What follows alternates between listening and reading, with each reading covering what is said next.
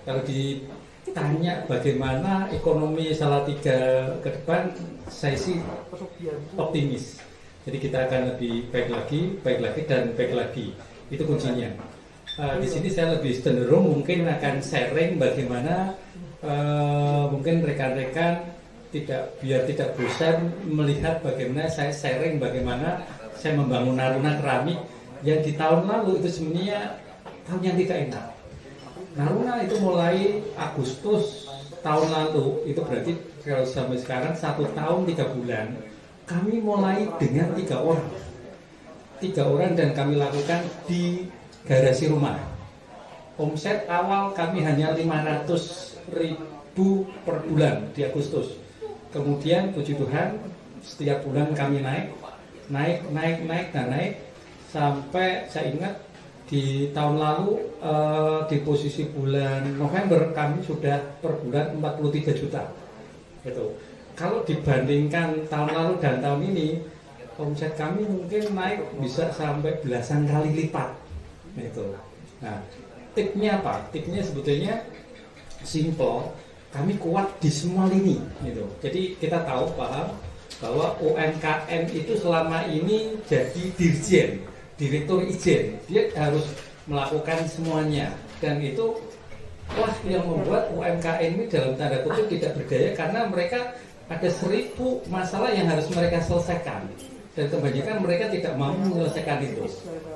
Dari pengalaman saya, ketika kita bisa menyelesaikan masalah, jadi ada masalah packing, masalah permodalan, masalah SDM, masalah macam-macam, itu banyak sekali, dan kita kalau mau naik kelas ya selesaikan masalah itu, pasti akan naik kelas gitu. Naruna apakah tidak punya kendala? Banyak sekali. Kami nggak punya tempat, kami nggak punya modal, kami nggak punya customer awal. Yang kami punya hanya optimis dan tekad dan bagaimana kami bisa sukses gitu. Di 1 tahun yang berjalan ini memang kami banyak kerja keras dan kerja cerdas. Naik omset naik dari 45 juta kemudian naik ya per hari ini sudah total tadi sekitar 650 juta, belum tutup buku, belum, dan ini pasti akan naik lagi. Dan dilihat sebetulnya dari bisnis yang bagus kami juga dapat bonus juga. Bonusnya apa? Kemarin kami juara 1 brilian se-Indonesia. Jadi itu pengusaha muda yang diadakan oleh BRI dan UKM yang lain yang ikut bagus-bagus semua seluruh Indonesia. Kami bisa masuk, awalnya pesertanya yang mendaftar sekitar 1000-an, kemudian seleksi 500 kami masuk, 50 kami masuk, digodok setelah sekitar 2 bulan, kemudian kami masuk 10 besar ke Jakarta, 10 besar kami juara 1. Puji Tuhan. Jadi itu merupakan bonus, kami dapat uang pembinaan, uang cash 200 juta dan traveling tahun depan kami ke beberapa negara. Gitu. Ini merupakan bonus dari ketika bisnis kita bagus. Ini bonus ini bukan bonus kami yang pertama. Sebelumnya kami menang di BIP. Kami juga dari Kementerian Pariwisata kami dapat uang pembinaan 170 juta gitu. Inilah, jadi bagaimana tahun depan saya akan lebih banyak nanti, ini kemarin ditunjuk sebagai ketua ekonomi kreatif, saya akan membagi ke rekan semua yang mau bagaimana bisnis secara yang baik dan benar gitu. Jadi gimana bisnisnya tetap maju, trik-triknya akan kami dampingi sampai bisa dan sampai sukses. Dengan catatan orang itu mau dan semangat, itu sebenarnya kuncinya. Kalau mereka tidak mau dan tidak semangat, didorong apapun, mau dari dinas UKM koperasi, mau dari Bapeda, mau dari perindustrian, tidak akan pernah bisa. Gitu. Yang penting mau, akan kami dampingi, akan kami temani detik per detik ibaratnya sampai mereka bisa sukses. Kalau bagi saya sebetulnya lebih banyak, semakin banyak ekonomi kreatif di Indonesia, terutama di Salatiga, itu kita akan semakin enak. Simpelnya sebetulnya, Naruna itu karyawan tetapnya itu per hari ini 43 orang karyawan tetap. Karyawan yang tidak tetap kami yang kami outsource itu sekitar 42-an. Total kami sekitar 80 sekian. Kalau kami punya karyawan 80 sekian, mereka punya 1 anak dan 1 istri, Naruna itu bisa menghidupi di masa pandemi itu 250 orang. Itu baru 1 startup yang ada di Salatiga. Ternyata setelah saya lihat, tidak hanya menghidup itu aja, ternyata warung di sebelah juga hidup, Gojek juga hidup, karyawan kami juga makan pesan ke GoFood. Ya, itu ternyata efeknya banyak sekali untuk ekonomi di Salatiga. Itulah yang akan kami support, akan kami tularkan nanti di Komite Ekonomi Kreatif. Kita akan bekerja sama dengan OPD-OPD yang ada untuk bagaimana menciptakan juara-juara baru yang ada di Salatiga. Jadi saya tahu bagaimana caranya dan saya tahu bagaimana menjalankannya karena saya pelakunya. Gitu. Background saya sebelum, apakah saya pertama kali ingin saya mendapat penghargaan? Tidak. Sebetulnya di usaha yang saya dulu saya banyak sekali mendapat penghargaan. Pertama saya pernah dapat penghargaan dari Ristek IT karena saya kuat di risetnya, riset dan development. Saya pernah dapat dari Kementerian Perdagangan sebagai eksportir tangguh. Saya pernah dapat penghargaan CEO Inspiratif Jawa Tengah. Waktu ada saya pernah diberi penghargaan bareng ada Pak Sekda, kemudian ada beberapa politisi juga. Saya pernah dapat penghargaan dari Kementerian Tenaga Kerja, Labda Kretia. Saya pernah dapat penghargaan desain dari Kementerian Perindustrian. Jadi sebetulnya untuk bisnis kita itu harus kuat semuanya. Kuat desain seperti yang kuat riset, kuat marketing, kuat produksi, kuat leadership. Itu harus semua. Nah, itu sebetulnya kenapa saya bisnisnya cepat, karena background saya pernah dan saya tahu sebenarnya bisnis yang baik dan benar itu seperti ini. Nah, selama ini saya lebih banyak aktif di Jawa Tengah.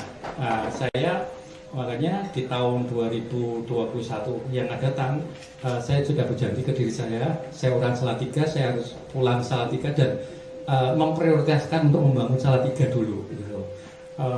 Itu dan kebetulan mungkin saya akan jadi ketua ekonomi kreatif Salatiga. Saya sudah tahu kira-kira langkah apa yang mungkin nanti akan kita sinergiskan. Pertama, kita akan lebih banyak mendukung misalnya usaha-usaha yang bisa dijual keluar kota gitu. Seperti misalnya kayak kalau kita lihat beberapa usaha yang bisa dijual luar kota, misalnya kayak yang ada di Salatiga kayak Enteng Kepuk, kemudian ada Telo, itu dia lebih banyak jual keluar Salatiga. Terus ada juga yang usaha yang orang mendatangkan ke Salatiga, seperti nanti Pocipiri, ada Joglo Burini, ada mungkin hotel-hotel, itu yang nanti kita akan coba semua kolaborasikan, dan pada akhirnya saya yakin optimis sekali tahun 2021 Salatiga akan jadi lebih baik.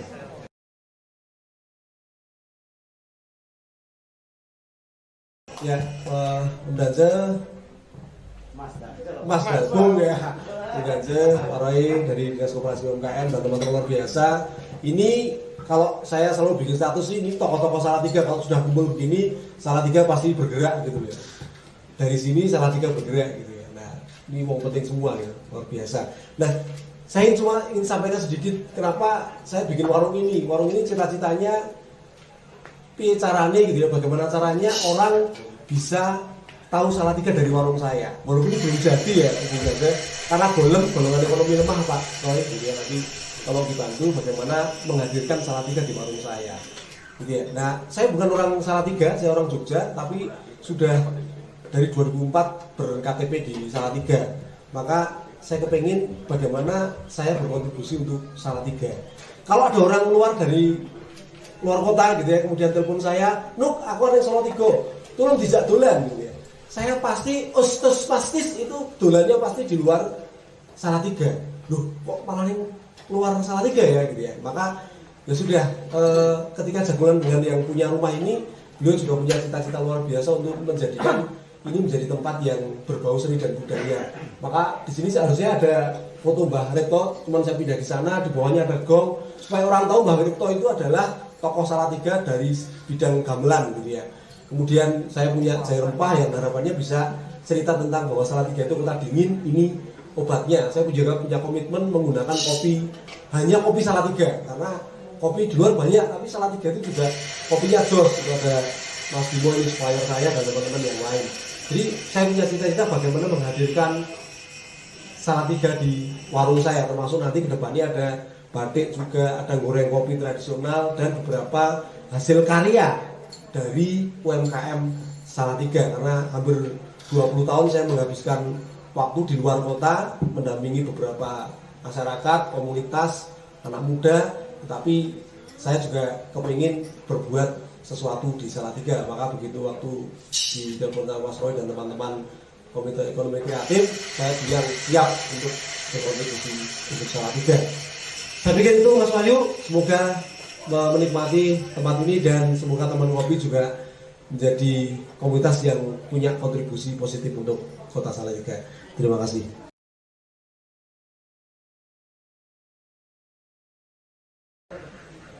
Baik, terima kasih rekan-rekan sekalian. Jadi selamat sore, selamat menikmati kopinya.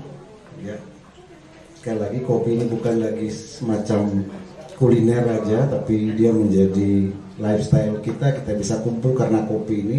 Terima kasih teman-teman ngopi. Wajib lirik. Saya ada kedua ya kesini. Oh ketiga ya, ketiga. Pasti ada yang keempat dan kelima. Ya, untuk bisa jadi yang keempat dan kelima harus ada daya tariknya itu dan daya saingnya, kira-kira begitu. Sama ketika ditanya kenapa orang bisa datang di Salatiga, ya pasti harus ada Salatiga punya daya tarik maupun daya saing. Sehingga kalau ditanya tadi bagaimana ekonomi kreatif di Salatiga 2021, ya tergantung kreativitasnya. Kreativitasnya hilang ya suram juga. Jadi Salatiga mau jadi bagus atau enggak ke depan, kalau saya tergantung kreativitas warganya. Sepanjang kreativitas ini masih hidup, berarti Salatiga akan hidup. Saya sudah sampaikan kalau APBD kita dari pemerintah itu hanya 17%. Kecil. Hanya stimulasi terhadap kegiatan-kegiatan masyarakat. Sehingga pihak swasta itu berkontribusi sekitar 87% di sini.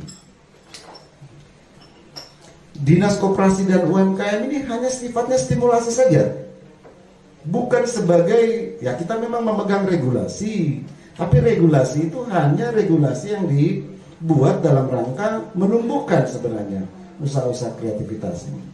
Jadi terima kasih Mas Roy, sudah kita dengarkan bagaimana prosesnya. Sekali lagi kalau untuk bisa melakukan startup, saya tetap ingat kata-kata kalau nggak salah tuh Najwa Shihab sampaikan bahwa untuk menjadi seorang entrepreneur itu tidak bisa hanya mengikuti pelatihan 2 minggu seorang entrepreneur, tapi harus ikut bersama-sama, tahu, karena yang diambil itu bukan pengetahuannya tapi spiritnya, sehingga spirit itu yang membuat orang mau kerja keras, maju. Tapi kalau cuma pengetahuan sekedar tahu, itu lain. Saya beberapa waktu yang lalu menghadirkan bersama lurah-lurah dan ketua LPMK Salatiga itu kepala desa Ponggok, Mas Junaidi, teman baik saya. Nah, Ponggok itu dalam 1 tahun menghasilkan seluruh usahanya itu di BUMDesnya itu kira-kira 23 miliar 1 tahun. Ponggok itu. Dia itu 1 tahun untuk pajak saja membayar ke negara itu 1,3 triliun, 1,3 miliar. Sementara bantuan dana desanya itu per tahun itu hanya 1,1 miliar. Berarti lebih banyak yang desa setor ke negara daripada yang dia terima secara stimulasi. Dia memiliki 4 PT, BUMDesnya menjadi holding. Bayangkan sebuah desa bisa menghasilkan 23 miliar per tahun. Kekuatannya di mana? Apakah mulai dari potensi? Bukan. Apakah mulai dari potensinya air banyak? Itu bukan. Bukan dari situ ternyata. Mulai dari masalah. Kalau menurut dia itu mulai dari memetakan masalah desa Ponggok, baru bisa melihat potensi. Karena masalah ini itu adalah potensinya adalah bagian upaya untuk menyelesaikan masalah. Nah, karena itu kalau menurut saya paling tidak di Salatiga ini masalahnya apa? Masalahnya apa? Coba kita tanya ke Dinas Koperasi dan UMKM. Apa masalah UMKM di Salatiga? Modal? Bukan sebenarnya. Modal bukan. Apa? SDM? Bukan.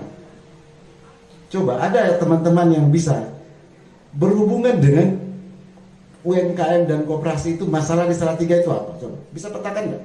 Satu aja kata. Apa permasalahan utama?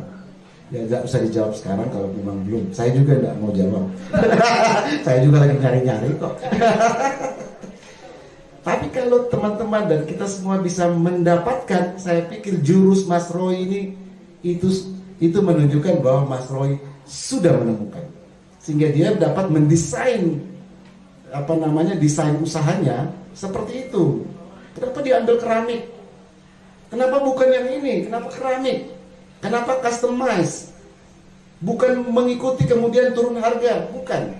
Kenapa dia pilihan-pilihan seperti itu? Itu dilakukan berdasarkan dia melihat masalah yang ada.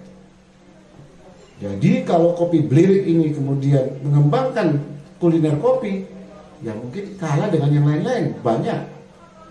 Tapi ketika Kopi Blirik ini kemudian mengambil keputusan untuk startup kopi di sini, ini diferensiasinya, ini keunikannya. Ada Mas Wahyu ini ikut di dalamnya, karena sekarang jaringan loh. Karena usaha ini bukan lagi sekedar usaha sendirian. Kalau sekarang jaringan. Untuk sekarang ini mallnya bukan lagi mall Ramayana. Wah, tutup itu Ramayana. Sekarang mallnya HP kok. Mallnya semua di sini untuk jualan. Anak saya ini di Lazada. Saya cerita sedikit. Saya tanya waktu dia baru habis, dia manajer e-commerce untuk 3 branding. HP Cina, 3 branding itu aja. Terus tak tanya, pas Harbolnas kemarin itu 12-12, tak tanya berapa keuntungannya total itu, karena dia dari jam 8:30 sampai jam 10 malam itu, wah kerja kayak bukan kerja fisik seperti ini. Itu yang saya bilang bahwa ternyata mall sekarang itu ada di sini. Tahu enggak keuntungan Lazada itu 7,6 T. Saya sampai padahal itu cuma gini-gini aja. Halo. Kekuatan kita sekarang untuk marketingnya itu sudah ada di sini. Sehingga sebenarnya dengan demikian kita lebih gampang sebenarnya untuk melakukan usaha. Jadi usaha ini sudah berhubungan dengan networking, jaringan. Jaringan ini menentukan. Kalau begitu, Salatiga ke depan harusnya seperti apa? Ini menjadi masukan pada teman-teman di koperasi dan UMKM, juga di pariwisata, Budpar. Tadi disampaikan Mas Wahyu bahwa Salatiga ini budaya seperti apa? Ya nggak tahu. Saya baru menginisiasi perda tentang pemajuan budaya Salatiga. Jadi Salatiga ini apa? Apakah ke Semarangan, apa ke Solo, apa ke Jogja? Tapi yang harus kita lakukan dengan perda tentang budaya adalah kita harus punya identitas. Kita harus punya jati diri. Harus punya. Terus gimana kita mau merumuskan itu? Jati diri orang Salatiga. Saya sendiri nih, banyak orang mempertentangkan Dance itu bukan orang asli. Terus tak tanya, yang orang asli itu sopo? Anak saya yang lahir di sini asli atau enggak? Enggak ada yang bisa jawab. Siapa yang asli dan siapa yang tidak asli? Kalau begitu. Nah, kalau begitu kembali kepada jati diri. Kita harus punya kan jati diri. Karena itu harus dirumuskan. Kita merumuskan dengan menginisiasi dengan perda tentang pemajuan budaya. Harus clear di situ. Jadi kalau misalnya pakai belangkon ini, Mas Nugi, ini belangkon apa? Salatiga atau bukan? Nah, ini sudah modifikasi kali ini. Iya. Sudah. Jadi mungkin Apa sekarang budaya Salatiga? Ya mungkin budaya modifikasi. Itu yang benar. Kalau yang lainnya apa bandulnya di belakang, Salatiga mungkin di depan. Saya nggak tahu. Tapi yang paling penting adalah ketika kita merumuskan jati diri, filosofinya harus clear. Karena budaya itu bukan berhubungan hanya dengan masa lampau, bukan hanya berhubungan dengan tradisi, tapi budaya itu berhubungan dengan lampau, sekarang, dan ke depan. Kemungkinan besar budaya Salatiga itu Mobile Legend yang ya kita nggak tahu. Karena itu saya kemarin melakukan misalnya wayang kulit itu, jadi pikir-pikir kurang orang yang datang, peminatnya kurang, yang minat yang paling tua-tua. Kita pakai streaming pun yang lihat kita coba cek, yang lihat itu juga cuma tua-tua. Kalau begitu, wayang kulit dalam hubungan dengan anak-anak generasi muda ini seperti apa? Kenapa tidak dirancang sebuah game misalnya seperti Mobile Legend yang kemudian pakai wayang? Ada Arjunanya, ada ya seperti itu. Kalau mungkin desainnya seperti itu, mungkin anak-anak mulai tertarik, sehingga penetrasi budaya terhadap generasi muda kita jalan. Kembali lagi pada pertanyaan, Salatiga ini ke depan seperti apa? Tadi Mas Wahyu sudah coba mengangkat berhubungan dengan ekonomi kreatif, budaya. Saya sudah sampaikan, kalau ekonomi kreatif itu saya nggak khawatir. Karena ketika pandemi ini yang mampu bertahan itu ternyata hanya di ekonomi kecil, bahkan mikro. Ekonomi menengah ke atas itu goyang-goyang. Bukan karena tidak kreatif. Karena keluasan dan fleksibilitas mereka itu kurang. Kemampuan untuk fleksibilitas yang di tengah ini maupun ke atas itu kurang. Bayangkan pabrik sepatu Nike tiba-tiba dia pindah jadi pabrik kacang misalnya Garuda, kan tidak mungkin loh.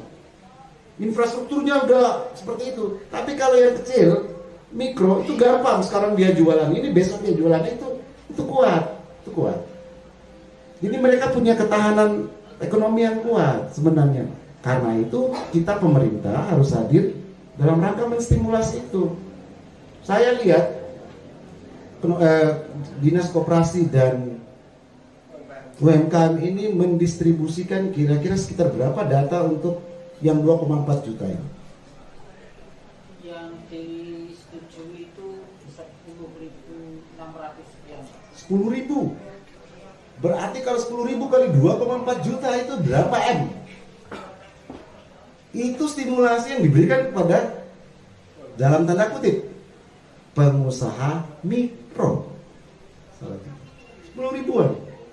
Berapa ya teman-teman pikir sendiri. Berapa dampak dari pemberian 2,4 ini? Apakah ini bansos atau betul-betul ini bagian dari stimulasi untuk startup baru dengan kapasitas mikro? 10.000 lebih. Itu pun belum masuk ada. Belum selesai karena kita dikasih slot berapa? 18 ya. Iya, belum selesai. Jangan sampai justru itu jatuh kepada pembiayaan yang bersifat konsumtif, bukan pada pembiayaan yang bersifat produktif. Nah itu memang karena kemarin itu sifatnya cepat-cepat ya dada ya Pak. Jadi ya sudah pokoknya kasih. Pokoknya orang makan dulu hidup kira-kira. Akhirnya yang direncanakan ini sebagai stimulasi produktivitas untuk usaha, dia kadang-kadang menjadi, kita nggak tahu persis, menjadi konsumtif. Saya lihat misalnya kemarin kita rapat dengan Bank Jateng. Bank Jateng itu untuk kredit produktif itu hanya 30%. 70% itu konsumtif. Walaupun tentunya dari 70% yang konsumtif ini juga tentunya ada yang sifatnya produktif pasti. Saya pakai misalnya ya, pakai SK saya untuk saya pinjam itu sifatnya konsumtif, tapi mungkin uangnya bisa saya pakai untuk usaha apa, itu boleh. Tapi ke depan harusnya seperti itu. Sehingga saya mau sampaikan bahwa bagaimana Salatiga ke depan, yang pertama tergantung kreativitasnya. Sepanjang masyarakat boleh melakukan hal-hal yang atau mampu melakukan hal-hal yang kreatif, saya yakin kita optimis Salatiga ke depan. Karena itu tugas kita adalah memberikan ruang sebesar-besarnya, atmosfer sebesar-besarnya bagi kreativitas masyarakat Salatiga. Jangan sampai regulasi justru membuat mati terhadap atau mematikan terhadap kreativitas dari masyarakat yang mau tumbuh.